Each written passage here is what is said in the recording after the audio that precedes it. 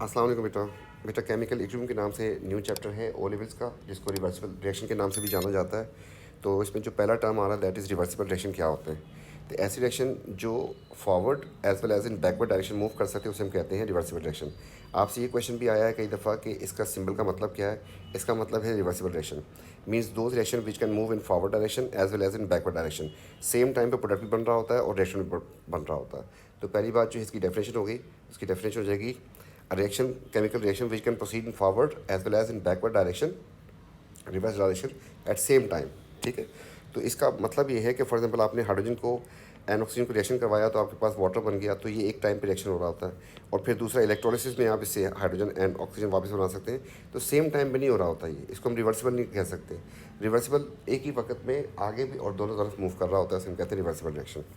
तो इसको समझाने के लिए रिवर्सिबल को इरिवर्सिबल का कॉन्सेप्ट पहले देते हैं, उसके बाद जो है आपको रिवर्सिबल का भी समझ आ जाएगी। तो इरिवर्सिबल रिएक्शन वो होते हैं जिसमें सारे का सारा रिएक्शन जो होता है ना आपका वो प्रोडक्ट में कन्वर्ट हो जाता है, तो कंप्लीशन हो जाती है इसमें। तो आपको समझाने के लिए जो है हमने यहाँ पर एक डायग्राम बनाई है, यहाँ पे आपके सामने रिवर्सिबल रिएक्शन। आपके पास रिएक्टेंट थे शुरू में, ये रिएक्टेंट थे तो प्रोडक्ट तो थी नहीं। ठीक है, आपको इस तरह से देखें तो यहाँ पे दो पानी के टैंक्स को हमने रखा है। आप समझ लें कि ये रिएक्शन का कंपार्टमेंट है और ये प्रोडक्ट का कंपार्टमेंट है, उनको हमने अलग किया हुआ है दोनों को। तो रिएक्टेंट तो आपके पास है, प्रोडक्ट आपके पास बिल्कुल भी नहीं है। ठीक है, ज़ीरो है ये। तो फिर क्या होगा, जैसे ही आप इसको रिमूव कर देंगे, यहाँ पे होल बना देंगे, तो होगा क्या कि रिएक्शन आहिस्ता आहिस्ता आपका कम होना शुरू हो जाएगा। ठीक है, जबकि प्रोडक्ट आपका आहिस्ता आहिस्ता बढ़ना शुरू होगा और एक टाइम आएगा कि सारा रिएक्टेंट जो है वो प्रोडक्ट में कन्वर्ट हो जाएगा। तो इसमें इरिवर्सिबल रिएक्शन में होता क्या है कि सारा रिएक्टेंट जो है वो प्रोडक्ट में कन्वर्ट हो जाता है, जिसको हम यहाँ से एक एरो लगा देंगे। ठीक है, इस तरीके से शो कर सकते हैं। इस तरीके से ये बात भी कि रिएक्टेंट जो है आपका ज़ीरो हो जाएगा और प्रोडक्ट आपकी मैक्सिमम हो जाएगी। तो सारा रिएक्शन प्रोडक्ट में कन्वर्ट हो जाए, इसे हम कहते हैं रिवर्सिबल और इरिवर्सिबल रिएक्शन। तो रिवर्सिबल में क्या होता है, रिवर्सिबल में आपके पास ये है कि दो पानी के टैंक्स को मैंने अब इस तरीके से कनेक्ट कर दिया। अब आपके पास रिएक्टेंट तो है शुरू में और प्रोडक्ट बिल्कुल भी नहीं है, ज़ीरो है। रिएक्टेंट है यहाँ पे भी और ये प्रोडक्ट ज़ीरो। लेकिन अब जब इसको खोल दूंगा मैं तो सारा रिएक्टेंट प्रोडक्ट में कन्वर्ट नहीं होगा। हाँ, ये कम होगा, ये ज़्यादा होगा, लेकिन एक टाइम पे जाके रुक जाएंगे, दोनों बराबर हो जाएंगे। अब फर्दर अमाउंट जो रिएक्टेंट की वो प्रोडक्ट में कन्वर्ट नहीं हो सकती और इस जगह पे जाके एक इक्विलिब्रियम आ जाती है। तो रिएक्शन आपका 1 से 0 नहीं हुआ और 0 से मैक्सिमम नहीं बना, बल्कि एक जगह पे जाके रुक गया है और इस जगह पे इससे आगे रिएक्शन प्रोसीड नहीं करेगा। यहाँ पर एक इक्विलिब्रियम आ जाती है जब दोनों बराबर हो जाते हैं। बराबर क्या हो जाता है इसको भी हम देखते हैं। पहली बात, रिवर्सिबल और इरिवर्सिबल का जो फ़र्क है वो समझ लें। इसमें रिएक्शन जो है प्रोडक्ट में कन्वर्ट हो जाएगा सारे का सारा और इसमें नहीं कन्वर्ट होगा। तो इसलिए जो है हम यहाँ पर एक टर्म लिखते हैं कि goes to completion. Irreversible reaction जो होते हैं ना, ये कंप्लीशन पे चले जाते हैं, सारा रिएक्शन प्रोडक्ट में कन्वर्ट हो जाएगा, जबकि दूसरे वाले जो है वो कंप्लीशन पे नहीं जाते। ठीक है, कंप्लीट नहीं होता। तो इस जगह पे हम कहते हैं कि इक्विलिब्रियम आ गई। ठीक है, इस इक्विलिब्रियम को हम कहते हैं डायनामिक इक्विलिब्रियम। मतलब इसको अगर इसके 5 मॉलिक्यूल अगर इस तरफ जा रहे हैं 5 मॉलिक्यूल्स, तो 5 मॉलिक्यूल इस तरफ भी आ रहे हैं, तो दोनों का जो मूवमेंट है वो बराबर होती है, इसलिए ये लेवल एक ही जगह में रहता है। तो लोग समझते हैं, एक मिसकॉन्सेप्शन होती है, इस बात को नोट कर लें। लोग समझते हैं कि इस वक्त अमाउंट सेम होती है। ये तो हमने आपको सिर्फ समझाने के लिए जो पानी के दो टैंक्स बना दिए, तो असल में अमाउंट सेम नहीं होती। कोई रिएक्शन जो है 20% कन्वर्ट होता है प्रोडक्ट में, कोई 80% होता है, कोई 10% होता है, तो किसी भी जगह पे जाकर रुक सकता है। तो हमें तो उसकी परसेंटेज का पता होना चाहिए। ये तो हमने यहाँ पे तो हमारे पास ऐसा होगा कि रिवर्सिबल रिएक्शन हमेशा 50-50 हो जाएगा, ऐसा नहीं होता। इस वक्त अमाउंट सेम नहीं होती, बल्कि क्या चीज़ सेम होती है, रेट सेम होता है। रेट ऑफ फॉरवर्ड भी एंड रेट ऑफ रिवर्स दोनों सेम हो जाते हैं, इसलिए हम इसको कहते हैं डायनेमिक इक्विलिब्रियम। तो आपके पास रिवर्सिबल की डेफिनेशन के बाद जो इंपॉर्टेंट चीज़ आएगी ना, वो आएगी डायनेमिक इक्विलिब्रियम क्या होती है। तो डायनेमिक इक्विलिब्रियम में आपके पास मैंने मैथमेटिकल फॉर्म में लिखा है पहले, कि आपको ये बात याद रह जाए कि rate of forward and rate of backward same होते हैं। ठीक है, a stage in reversible reaction where rate of forward become equals to rate of reverse reaction. अब जो है एक बंदा था, उसने जो है सारी ज़िंदगी इस पे लगा दी कि किस तरीके से रिएक्शन को प्रोडक्ट में कन्वर्ट कर दे, हालांकि ऐसा नज़र नहीं आ रहा। तो उसने इस पर बहुत टाइम लगाया, कंज्यूम किया। उसने कहा कि यार ये इक्विलिब्रियम अगर मैं डिस्टर्ब करूँगा ना, तो ये अपने आप को दोबारा रीस्टोर करने की कोशिश करेगी। और फिर उसने जो है कुछ फैक्टर्स डिवाइस किए और उसके बाद जो है उसने ये बात समझाने की कोशिश भी की। हम उसको अप्लाई भी करते हैं फिर आजकल और लेके भी चलते हैं उसको। तो पहली बात, अगर आपको समझाने की कोशिश करूँ, फॉर एग्जांपल मैं यहाँ से पानी रिमूव करता हूँ मग लेके, तो होगा क्या कि पानी का लेवल यहाँ पे कम हो जाएगा। तो फिर कुछ मॉलिक्यूल इस तरफ मूव करेंगे और नई जगह पे जाके दोबारा इक्विलिब्रियम आ जाएगी। तो इसका मतलब कि कुछ रिएक्टेंट प्रोडक्ट में उसने कन्वर्ट करवा दिया। सिमिलरली अगर आपको प्रोडक्ट ज़्यादा करनी है, एक और रास्ता भी है कि आप इसको भर दें, रिएक्शन ज़्यादा कर दें। अगर जैसे ज़्यादा करेंगे तो यहाँ पे तो पानी नहीं ठहरेगा ना, तो आपको पता है कि नई जगह पे जाके दोबारा इक्विलिब्रियम आ जाएगी। इस तरीके से हुआ क्या कि अगर आपके पास पहले 5 थे, 2 इसमें और आ गया, तो इसका मतलब अमाउंट आप बढ़ा रहे हैं। तो इसको उसने डिस्कस किया और उसके जो है प्रिंसिपल को हम कहते हैं ली चैटली प्रिंसिपल, और वो कहता है कि अगर इक्विलिब्रियम को डिस्टर्ब किया जाए ना किसी फैक्टर से, बाय एक्सटर्नल फैक्टर, तो अपने आप को दोबारा जो है मेंटेन करने की कोशिश करती है, रीस्टोर करने की कोशिश करती है, उसके लिए वो आगे या पीछे मूव करेगी। तो ये बात जो है, फॉर एग्जांपल मैंने इसमें पानी जो है रिमूव कर दिया, इसमें से होल कर दिया इसमें, तो आपके पास ये काम हो गया। अब रिएक्शन इक्विलिब्रियम आगे मूव करेगी और एक नई जगह पे जाके दोबारा टिक जाएगी। इस तरीके से अगर मैं यहाँ पर पानी ज़्यादा भर देता हूँ तो फिर जो है नई जगह पे ये इस तरफ मूव करेगी इक्विलिब्रियम, और आपके पास नई जगह पे जाके स्टेबल हो जाएगी। तो ये तो इसने अपने आप को स्टेबल करना है, इसलिए जो है रिस्टोर करने के लिए वो आगे या पीछे मूव करती है। तो इसको हम कहते हैं Le Chatelier principle. If a system is at equilibrium is disturbed, the equilibrium will be move in either direction to reduce the disturbance. उसको जो ट्रेंड आपने डाला था उसको डिस्टर्बेंस को कम करने के लिए, या फिर टू रिस्टोर इक्विलिब्रियम के लिए जो है आगे या पीछे मूव करेगी।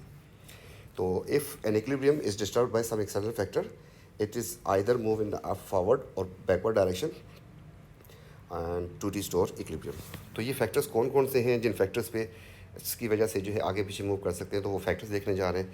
तो फैक्टर्स अफेक्टिंग रिवर्सिबल रिएक्शन या इक्विलिब्रियम को कौन से फैक्टर डिस्टर्ब करते हैं, उसमें जो पहला फैक्टर जो है वो है आपके पास कॉन्सनट्रेशन का। कॉन्सनट्रेशन आपको पता है अमाउंट होती है, तो अमाउंट जो है पर यूनिट वॉल्यूम को कहते हैं। तो इसको समझाने के लिए जो हम पानी के टैंक्स लेके आपको समझाने की कोशिश करते हैं। देखें यहाँ पर ये इस वक्त इक्विलिब्रियम है। फॉर एग्जांपल आपने इस साइड पे पानी ऐड कर दिया, लेट्स से इसको एज्यूम कर लेंगे रिएक्टेंट साइड और ये प्रोडक्ट साइड है और ये दोनों इक्विलिब्रियम है। तो अगर आपने रिएक्टेंट को अमाउंट को ज़्यादा कर दिया तो यहाँ पे नहीं टिकेगा, ऐसा नहीं रह सकता, बल्कि एक नई जगह पे इक्विलिब्रियम आ जाएगी। ठीक है, आप देख रहे हैं। तो ये बता रहा है, समझा रहे हैं आपको कि रिएक्शन जो है आगे की तरफ मूव करेगा और दोबारा एक नई जगह पे इक्विलिब्रियम आ जाएगी। और इस तरीके से अगर आप रिएक्टेंट को कम कर देते हैं, रिएक्शन साइड को कम कर देते हैं, तो अब जो है पीछे मूव करेगा और दोबारा एक नई जगह पे इक्विलिब्रियम आ जाएगी। ठीक है, तो इसको तो कॉन्सनट्रेशन के फैक्टर को तो बड़े आराम से समझ सकते हैं पानी के टैंक्स बना के। तो इसका मतलब ये हुआ कि अगर रिएक्शन ज़्यादा कर देंगे किसी भी रिएक्शन में तो रिएक्शन आगे जाएगा, और प्रोडक्ट ज़्यादा कर देंगे तो रिवर्स हो जाएगा। रिएक्टेंट की अमाउंट ज़्यादा करने से आगे जाएगा, और अगर आपने प्रोडक्ट की अमाउंट ज़्यादा कर दी तो रिवर्स जाएगा। तो इस बात को लिख भी देते हैं, और ये है कि by increasing concentration of reactants reaction will move in forward direction and vice वर्सा।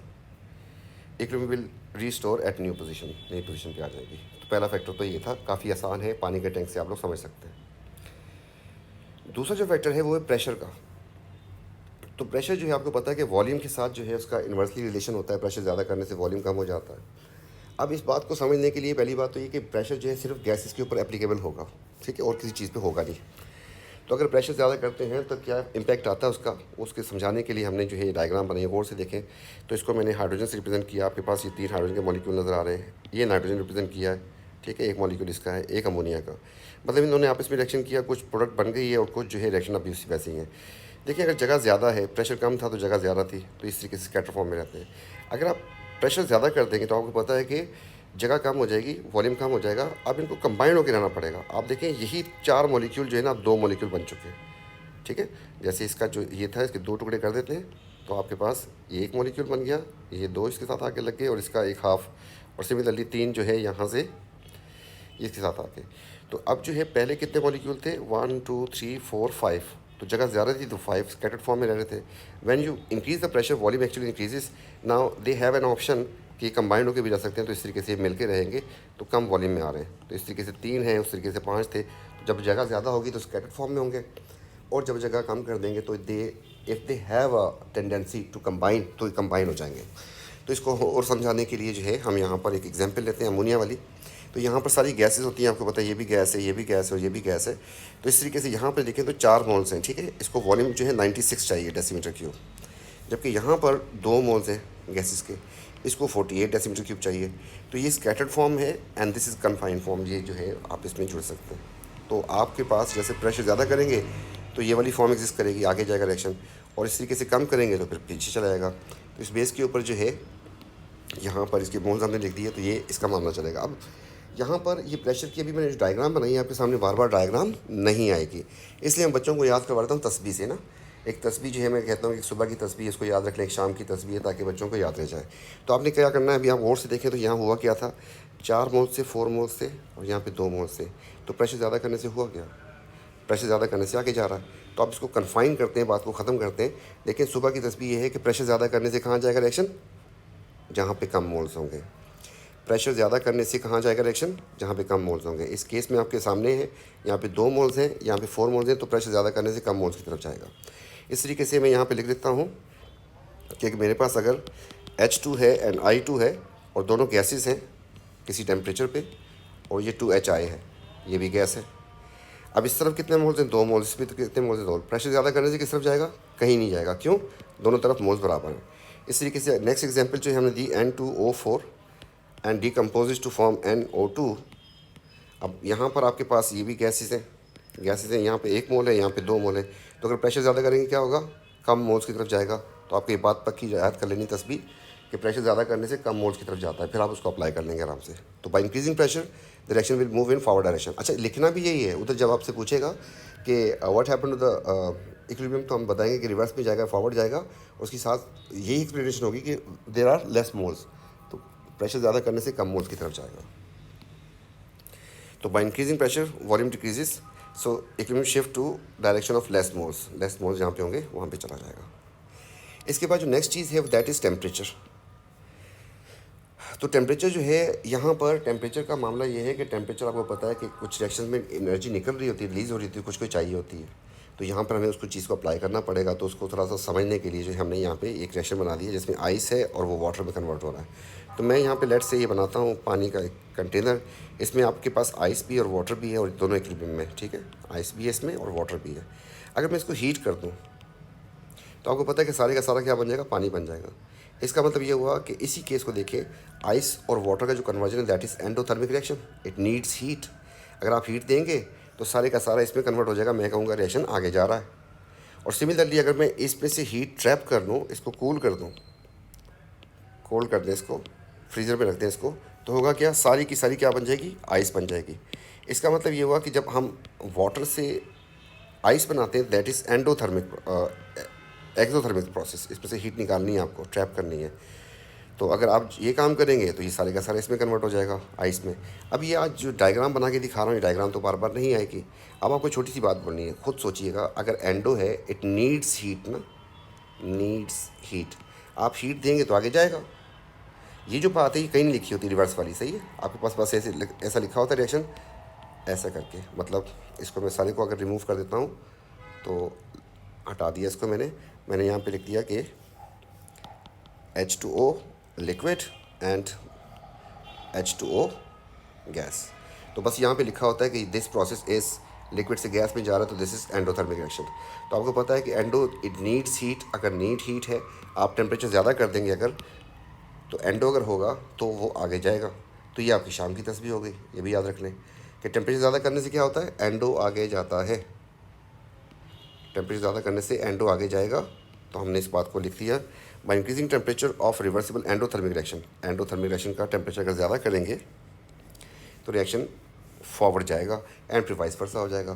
तो आपको ये दो चीज़ें जो है, क्योंकि डायग्राम नहीं आती तो आपके पास ये मसला आता है, तो उसको आपने पक्का रख लेना, प्रेशर और टेम्परेचर। तो प्रेशर ज़्यादा करने से क्या होता है, प्रेशर ज़्यादा करने से कम मोल्स की तरफ जाता है और सिर्फ गैसेस के ऊपर एप्लीकेबल, और टेम्परेचर ज़्यादा करने से एंडो आगे जाता है, ठीक है। तो सुबह की तस्वीर हो गई। मैं आपसे कभी पूछूंगा तो आप लोगों को याद होना चाहिए कि प्रेशर ज़्यादा करने से, पहली तस्वीर क्या थी, प्रेशर ज़्यादा करने से कम मोल्स की तरफ जाता है। दूसरी तस्वीर क्या है कि टेम्परेचर ज़्यादा करने से एंडो आगे जाता है। तो इसके बाद जो है हमारे पास जो नेक्स्ट फैक्टर आ जाता है दैट इज़ कैटलिस्ट। कैटलिस्ट क्या करता है, कैटलिस्ट आपको पता है स्पीड अप कर देता है किसी केमिकल रिएक्शन को। तो यहाँ पे आपके साथ खेलेगा थोड़ा सा। यहाँ पर आपको पता है कि रेट ऑफ फॉरवर्ड और बैकवर्ड दोनों बराबर होते हैं, rate of reverse and rate of forward दोनों बराबर होते हैं। जब दोनों बराबर होते हैं तो जब कैटलिस्ट ऐड करूँगा तो जितना रेट आगे बढ़ेगा उतना रेट भी सही बढ़ेगा। इस बात को अब समझाने के लिए हम आपको बताते हैं कि कैटलिस्ट जो है बेसिकली कोई इम्पैक्ट नहीं डालता। यहाँ पे रिएक्शन कंप्लीट तो होना नहीं है, ठीक है, बस उसको क्या कर देगा, स्पीड अप कर देगा। तो जितना फॉरवर्ड बढ़ेगा उतना ही बैकवर्ड बढ़ जाएगा। अब इस बात को समझाने के लिए कि कैटलिस्ट से सिर्फ इक्विलिब्रियम जल्दी आ जाती है, यील्ड पे कोई फ़र्क नहीं पड़ता। तो हम आपके सामने एक एग्जांपल सामने लेके आ रहे हैं, ये देखें। इसमें मैंने क्या किया, इसको बंद किया हुआ है, यहाँ पे रिएक्टर मैंने भरा हुआ पूरा, और प्रोडक्ट हमारे पास है ही नहीं। तो जैसे इसको मैं खोलूँगा सेप्टम को, तो होगा क्या कि एक टाइम पे जाके दोनों बराबर हो जाएंगे, इक्विलिब्रियम आ जाएगी। इस इक्विलिब्रियम को आने में फॉर एग्जांपल 5 मिनट्स लगे, ठीक है।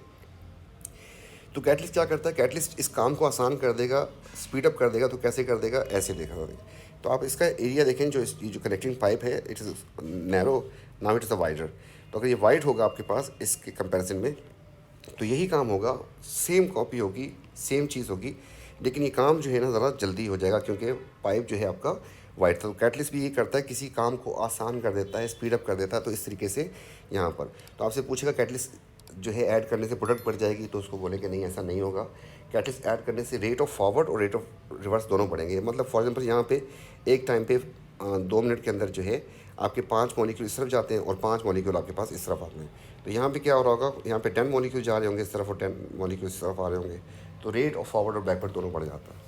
और इस बात से भी कंफ्यूज नहीं होना आपने, वो आपसे कहेगा कि कैटलिस्ट ऐड करने से रेट ऑफ रिवर्स बढ़ गया, हाँ बोलो बढ़ गया, क्योंकि रेट ऑफ फॉरवर्ड और बैकवर्ड दोनों बराबर होते हैं। तो ये बात कि कैटलिस्ट ऐड करने से क्योंकि दोनों बराबर होते हैं, तो catalyst does not effect the yield but only help in attaining equilibrium less time because it increases both rate of forward and rate of reverse, दोनों बढ़ाएगा वो। इसके बाद जो है ये 4 फैक्टर्स जो है कॉन्सेंट्रेशन, टेम्परेचर, प्रेशर, हमने इससे पहले कहाँ पढ़े थे, रेट में पढ़े थे।